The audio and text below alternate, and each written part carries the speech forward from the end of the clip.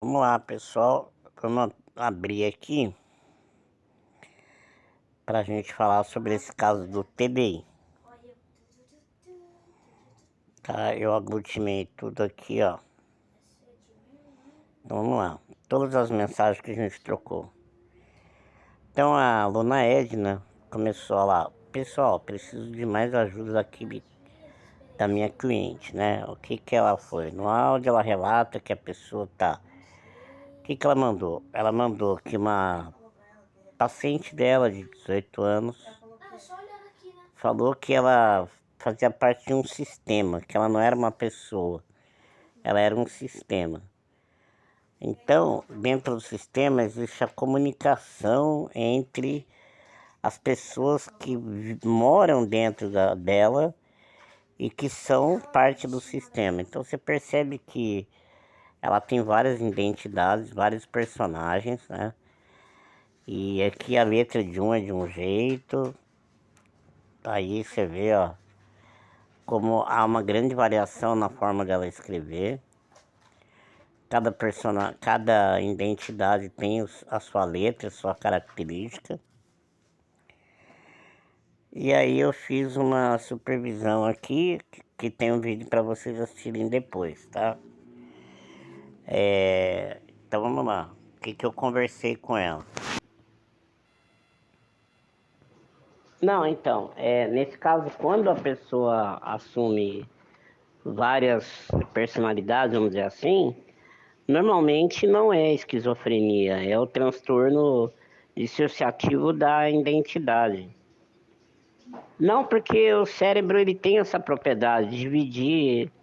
É como se você pegasse um computador, instalasse o Windows, Linux, duas, três versões do Linux.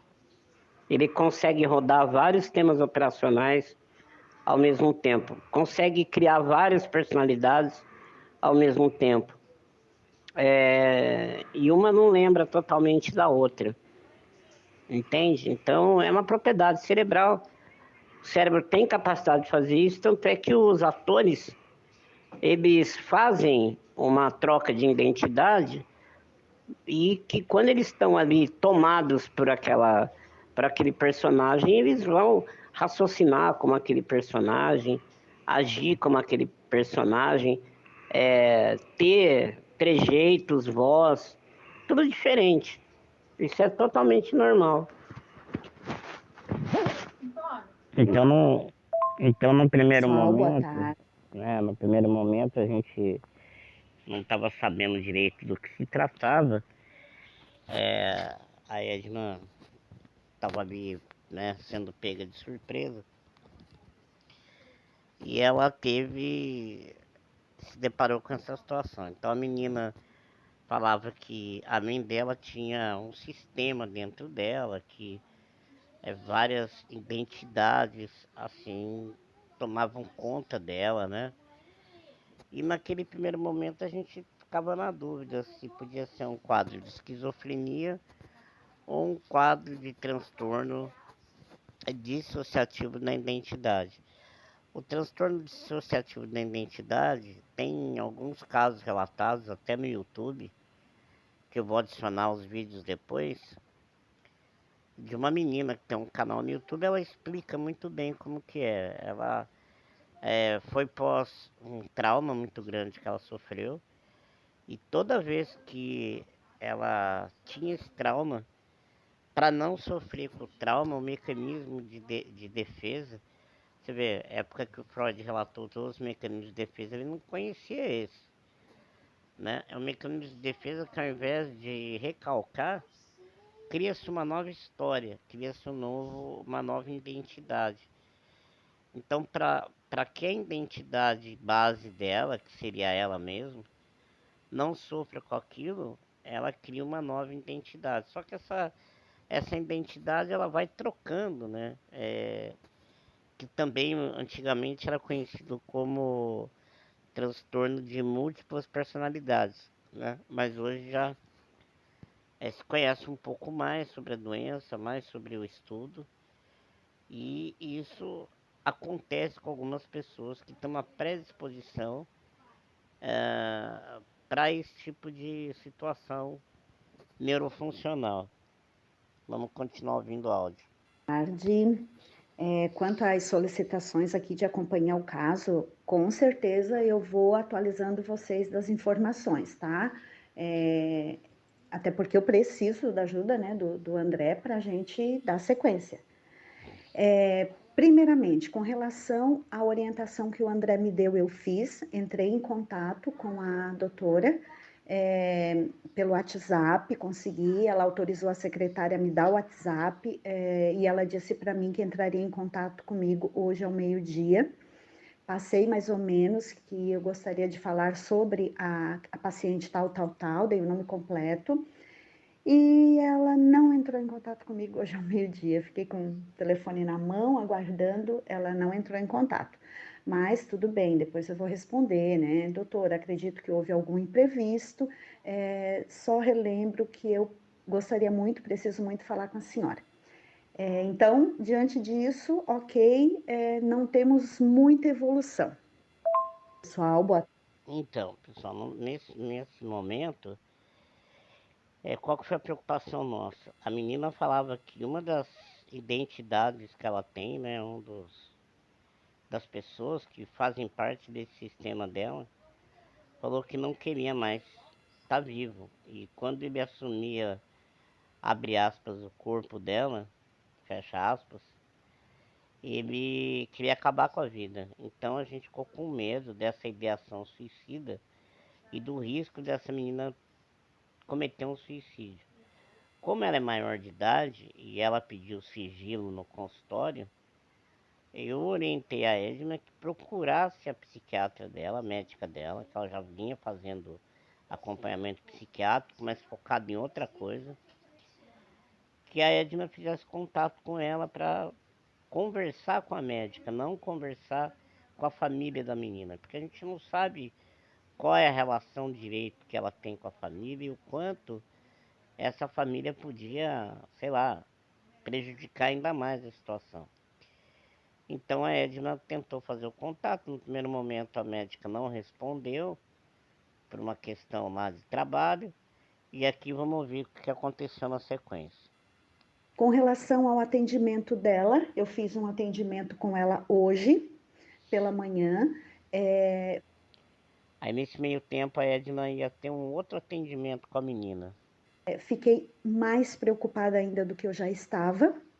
Ela está com pensamento suicida, um dos alters, é isso que ela chama. Interessante aqui, né? A gente vai comentar sobre isso depois. A menina, de uma certa forma, ela já tinha uma suspeita que ela podia ter esse transtorno, porque o termo alteres vem de alter ego, de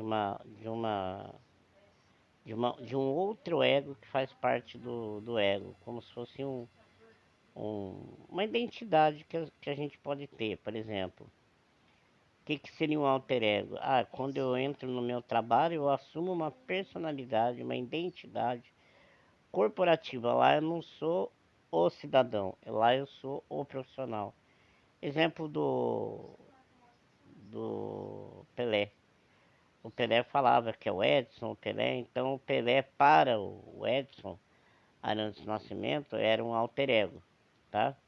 Era uma outra personalidade que vivia dentro dele.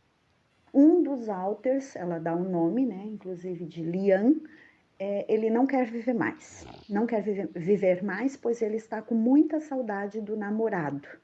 O namorado não veio com ele, não desenvolveu no cérebro dela com ele.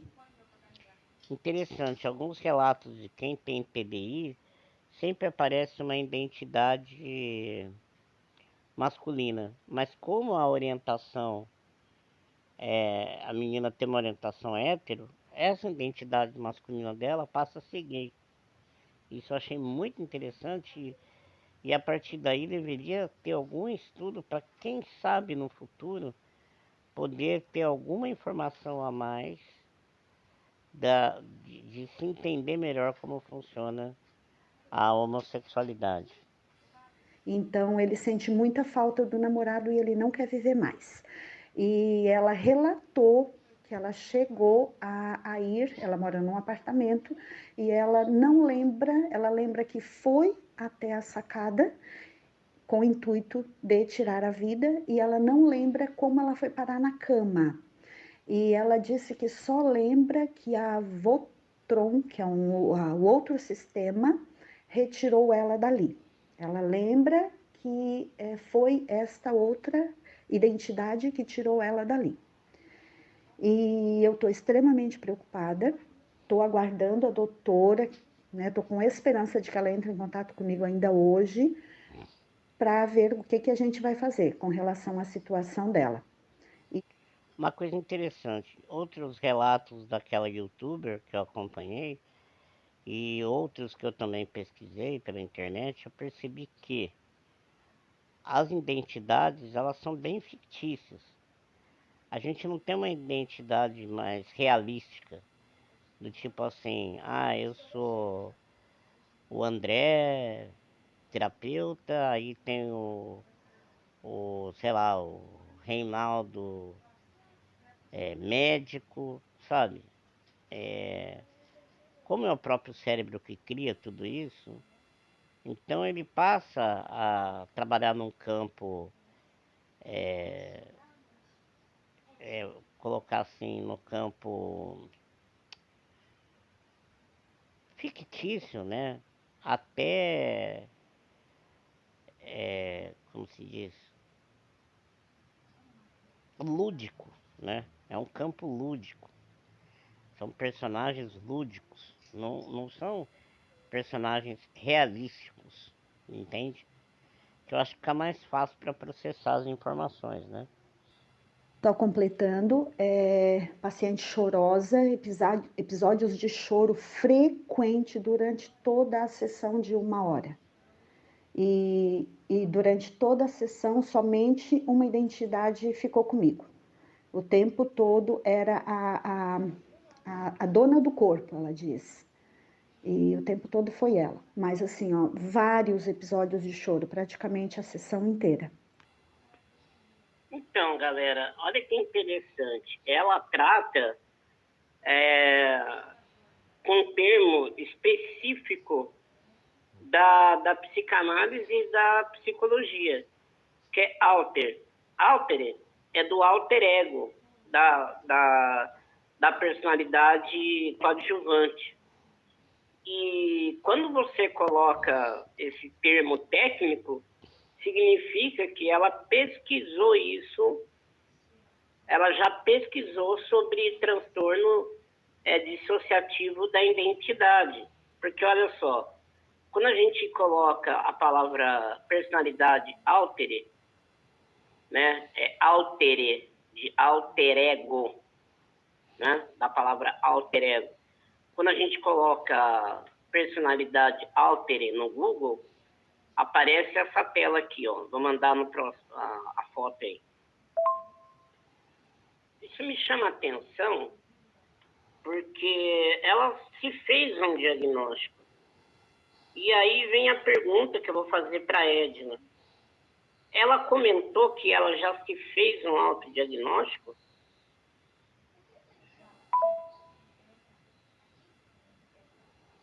Bom, então, galera, vocês viram, né? Mostrando aqui, ó, pra vocês, ó, outra personalidade alter.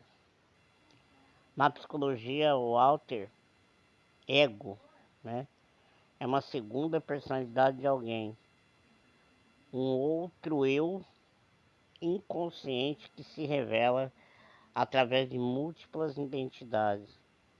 Está associado à patologia do transtorno dissociativo de identidade. O alter ego é alguém também, o alter ego de alguém também pode ser uma pessoa muito próxima e íntima, em que se confia imensamente. Então, ela já fez essa pesquisa no Google. Se ela fez essa pesquisa no Google, ela já leu sobre TBI. Então, de alguma maneira, ela já mais ou menos sabia que ela tinha esse transtorno. Oi, pessoal, boa tarde. sendo hoje domingo, né? E nós aqui trabalhando e estudando, né? Vamos lá. Pessoal, eu quero dar informação a respeito daquela minha cliente, né? O que que acontece? Eu conversei com a médica, professor, quero te passar como é que foi. A médica, no primeiro contato, a secretária disse que era meio complicado, mas que ia tentar me ajudar sim e tal, e enfim. A médica entrou em contato comigo, não na sexta-feira, conforme ela tinha dito, às 12 horas, né? Fiquei esperando ali, mas nada, não entrou. 6h30, 18h30, em torno disso, ela entrou em contato. Achei muito legal. Ela mandou um oi, eu estava em atendimento. Aí depois, mais tarde, quando eu terminei o atendimento, eu dei um oi a ela e ela, em seguida, já entrou em contato comigo. Foi muito bom, professora, assim, a tua indicação foi fantástica. Ela disse para mim que só conhecia muito, muito superficialmente, que o meu relato, de certa forma, era meio surpresa para ela. Ela sabia, a menina mencionava para ela apenas duas identidades. Ela jamais conhecia tudo que eu relatei. Ela desconhecia tudo aquilo. Então ela ficou bem preocupada, ela me agradeceu. Ela disse que vai chamar a menina para um retorno urgente, de forma bem imediata. Chegou a dizer que segunda-feira. Juntas, nós duas, achei muito legal da parte dela, porque ela me perguntou o que que eu achava, o que que eu estava percebendo. Aí eu falei para ela. Eu falei no transtorno dissociativo, né, de identidade, mas eu falei, doutora, né, não posso, é o que eu acredito, existe uma possibilidade de ser, mas também penso na possibilidade de esquizofrenia. Professor, parabéns, tá? Como sempre, né? Tô sabendo o que está falando e o que está dizendo. Ela disse que realmente é o diagnóstico que ela já tinha feito, mas de forma tudo com interrogação. Porque ela conhece a menina há pouco tempo e ela disse que agora que a coisa agravou desse jeito. E então, diante do tratamento que a menina faz com ela, se eu não me engano, há 9 meses, em nenhum momento a menina apresentou para ela o que apresentou para mim. A menina se abriu para mim na consulta. Talvez até pelo tempo, né? Comigo ela fica 1 hora dentro do meu consultório. Com a médica talvez é bem menos o tempo, mas a médica foi assim, ó, muito parceira, muito tranquila e disse para mim que ia me manter informada de toda e qualquer alteração, mas juntas nós chegamos na possibilidade de internação, professor. Agora passando sobre o atendimento que eu tive com a cliente. A cliente estava bem ruim na sexta-feira, bem mal, ela não estava nada bem. Ela tentou suicídio, eu expus isso para a médica. Ela tem um dos alters dela que não quer viver mais por saudade do namorado, ele sente muita falta do namorado por não ter vindo morar no cérebro dela e ele não quer viver mais. Ela lembra que foi até a sacada do prédio.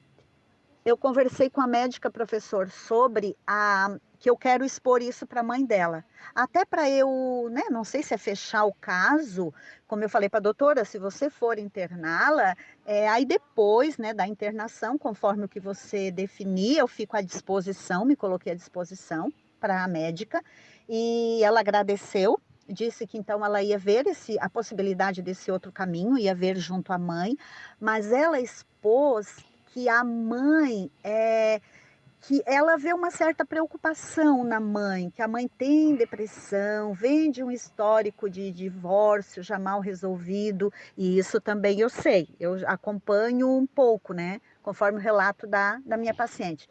O que que eu decidi, professor? Eu decidi hoje até, né, dando uma olhada em tudo isso, refletindo sobre tudo isso, e eu vou entrar em contato com a mãe, agendar um atendimento para a mãe, de preferência para amanhã, e vou expor para a mãe que eu entrei em contato com a médica e que a real situação eu vou expor. Eu acho melhor, eu vou me sentir melhor fazendo isso, sabe, professor? É a mãe tem que estar ciente do que está acontecendo. Vou deixar claro que que o diagnóstico quem vai fazer é a médica, não sou eu, mas que levantou uma preocupação bastante séria em mim, né? E então é isso. Aí eu já vou agendar esse atendimento, vou entrar em contato com ela. E é isso, professor, as coisas estão desse jeito. Depois eu dou mais notícias, porque eu acredito que a médica vai me dar alguma informação a respeito do que definiram, e eu também, depois vou entrar em contato com a mãe para saber o que deu, né? Acho importante esse meu contato, né? E é isso, gente, a situação dessa menina é bem preocupante. Aqui, a coisa tava um pouco difícil realmente. Aí a Edna estava querendo já, antes da médica fazer a consulta com a paciente, a Edna teve vontade de contar para a mãe. E eu não gostei dessa ideia. Por que eu não gostei? Porque a gente não sabe qual é a reação da mãe. Porque se a mãe pode assustar, ela poderia ter uma reação mais ou menos assim: não, minha filha não é louca nada, porque tem muita negação, né?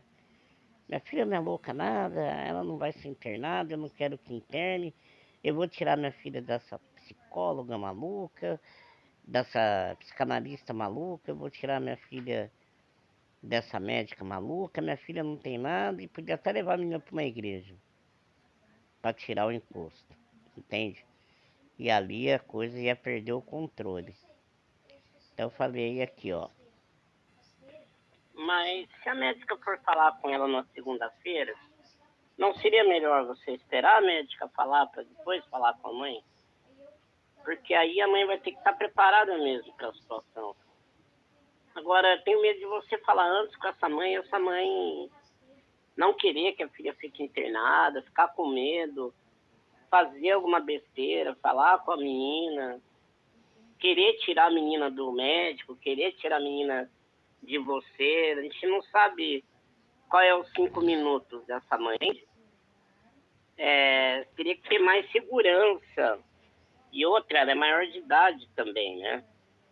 Como a médica vai marcar com ela na segunda-feira, aí eu acho que você deveria esperar a médica falar com a paciente primeiro, e aí depois, na sequência, já chama a mãe.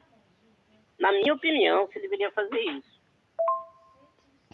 Agora, caso a menina não apareça no médico, deu uma ausentada, aí você procura a mãe dela, entende? Pessoal, boa tarde, tudo bem com todos? Então, quero passar mais informação daquela paciente minha lá. A mãe dela entrou em contato comigo para me dizer que a médica entrou em contato com ela e agendou para hoje, ou seja, elas estão em atendimento a essa hora. Seria hoje às 17 horas, então devem estar em atendimento. Achei bem legal da parte da médica, ou seja, ela considerou a conversa que nós duas tivemos. E quanto à minha paciente, ela entrou em contato comigo e disse que não queria ir à consulta, contou que a médica entrou em contato com a mãe dela e que ela não queria, que a médica ela usou umas expressões, que a médica era incompetente, olhava para ela e não dava nenhuma orientação, só sabe prescrever remédios. E outra pergunta, eu conversei com a mãe dela sobre medicamento e a mãe dela disse que não, que a sertralina ela nem está tomando mais. E já me passou a lista dos demais medicamentos em que ela estava tomando, vou passar aqui para vocês. E então é isso, agora as duas estão em atendimento. Eu falei para a mãe dela que fui eu que entrei em contato com a médica e que eu que entrei em contato com a médica pedindo que a médica agilizasse um atendimento e que depois, posteriormente, eu gostaria de conversar com ela, agendar um atendimento com ela. Então, pessoal, entenda essa sequência aqui, né? A médica ia tomar a atitude de chamar a menina para consulta e a mãe junto, né? No mesmo tempo no consultório. Porque a médica realmente estava na preocupação de de acabar acontecendo uma desgraça aí, um suicídio, alguma coisa assim. E o que eu falei para ela, não atravessar esse curso, né? Porque a responsabilidade a gente sempre tem que deixar na mão de quem tem mais responsabilidade, que é o médico. De repente a Edna toma a atitude de conversar com a mãe antes da médica entrar em contato, ela passa a assumir uma responsabilidade maior. No momento que foi a médica que teve contato antes com a mãe, a responsabilidade maior ficou com a médica, entende? Se caso acontecesse alguma coisa, não ia resvalar na Edna. Então a gente tem que pensar também na segurança de vocês. Pessoal, ela está tomando o orcarbazepina, risperidona e venlafaxina. Pessoal, boa noite. Então, concluindo a situação daquela minha paciente, a mãe dela acabou de sair daqui, tá? A menina foi no médico. A doutora, primeiramente, a mãe entrou, ela disse que a mãe disse que ela fez vários questionamentos. Depois a filha entrou e a mãe ficou na recepção. Só que logo em seguida ela disse que a secretária saiu e desligou a TV e ela disse que conseguiu ouvir tudo a conversa. Em resumo, a filha se abriu totalmente para a médica, a mãe está apavorada com a situação. Tentei acalmá-la e expus tudo a ela. Falei a verdade, que fui eu que entrei em contato com a médica, enfim. Ela está bem tensa, bem nervosa. A médica já está encaminhando o laudo para a internação, ou seja, a menina vai ser internada. Pedi para a mãe, para ela se acalmar, né, contar comigo, que eu puder ajudá-la, porque eu acho que essa mãe tenho certeza que essa mãe vai precisar, né, de um apoio terapêutico, né. E, enfim, a situação é bem tensa. A médica, não falei com a médica ainda, né? Depois eu vou falar com ela amanhã. Vou pedir para ela me dizer o que deu, né? Enfim, mas a menina vai ser internada. E professor, realmente a médica, pelo que eu entendi da mãe, a médica, acho que, né, definiu no diagnóstico como TDI.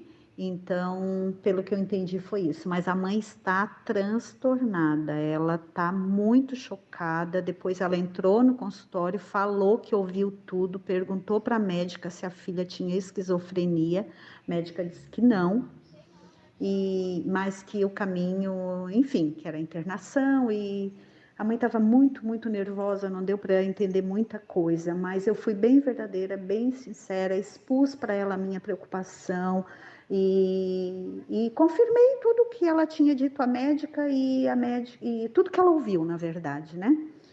É isso, gente. A história está terminando assim. A menina vai ser internada e depois a gente já não sabe muita coisa.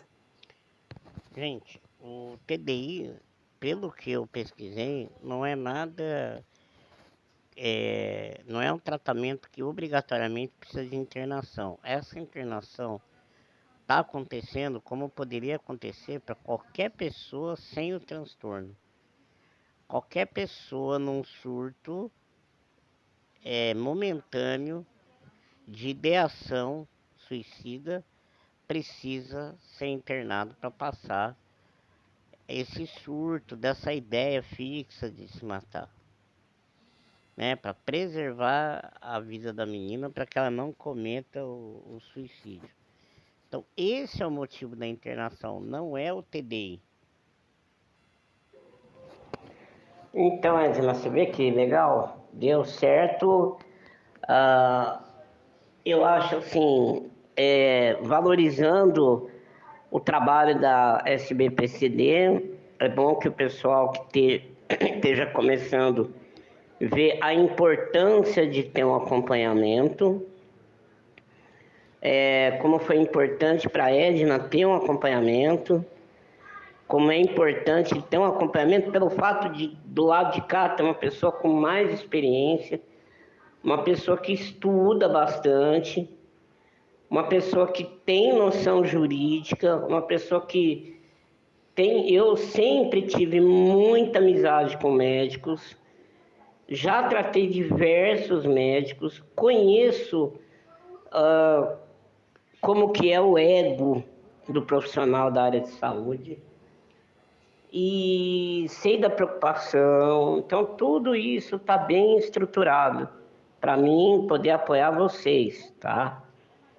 Agora, o que que eu acho? Que essa forma que a Edna conseguiu interagir com a médica dá assim uma puta confiança para essa médica no futuro poder indicar um paciente para a Edna. Se ela tiver que indicar um terapeuta, ela vai indicar para a Edna. Por quê? Porque ela sabe que tem uma lealdade, tem um profissional leal, um profissional que vira corpo clínico sem ao menos conhecer a médica, já virou parceira, vamos dizer assim. Criou o corpo clínico. Então isso é importante para a área da saúde. É a confiança no outro profissional que você vai indicar. Não atravessou o caminho da médica, muito pelo contrário, deixou ela ter autonomia, que o médico dentro não só da vaidade, não vou nem levar para esse lado, mas dentro da responsabilidade, é muito bom que o médico tenha o total controle para tomar a verdadeira decisão.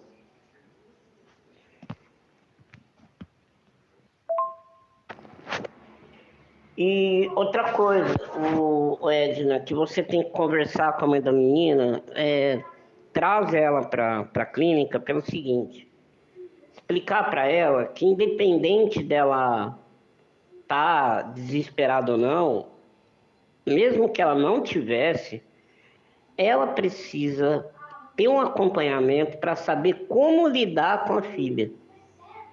Como ela vai lidar com a filha. Isso vai ser legal porque é uma área que a gente não tem tanta experiência. E vai fazer com que a gente estude mais sobre esse assunto. Né? Agora a gente começa a pesquisar mais sobre. Então, pessoal, vamos fazer o resumo final aqui. A nossa sócia, né? Psicanalista, não é psicóloga, né? É só psicanalista, tem pouco tempo de formação, mas é supervisionando por fazer parte da nossa sociedade. Se deparou com um caso extremamente perigoso, um caso extremamente delicado, que eu acho importante para as pessoas saberem que ser terapeuta não é bater papo, tá? Existe uma tremenda responsabilidade, principalmente que você pode estar conversando, né? Fazendo terapia com alguém e de repente se perder por suicídio é uma coisa que, se acontecer, é extremamente traumático e gera uma responsabilidade civil. A gente não só identificou a patologia e confirmou, né, essa patologia pela médica, então nós acertamos o nosso diagnóstico, lembrando que nós não fazemos diagnóstico, mas vocês perceberam como é a importância de saber fazer o diagnóstico, porque a própria médica pediu para a psicanalista qual é a sua percepção, o que você acha? Que mostra que a médica é humilde também, né? Isso é muito importante. E bateu, e a Edna foi mais humilde ainda, falando, olha, não quero cravar, mas eu acho que é tal coisa. Beleza. E chegou à conclusão e pediu internação por causa da ideação suicida. Então, essa condução eu quero ressaltar da importância de fazer parte de uma sociedade, de ter sempre apoio